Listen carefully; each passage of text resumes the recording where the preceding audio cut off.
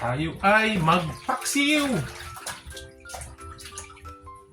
Paksiw tayo yan, guys. Klaseng isda to. Ang tawag ito?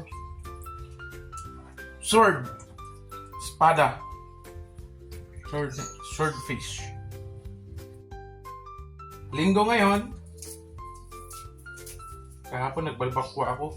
Bus na. Binigay ko dun sa mga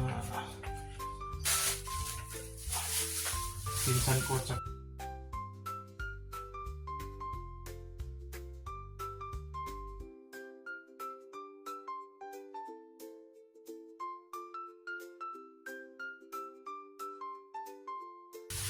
Ang tubig ng Primuter, kahit papaano may tagas yung akin.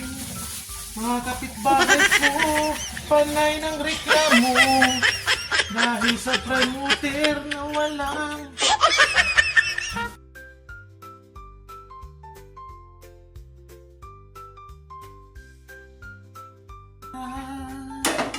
uy. Okay? Alright. Konting tubig. Parang hindi masyado maasim. Konting tubig. Okay. Maya-maya konti. Sarap na yan. Luto na yan.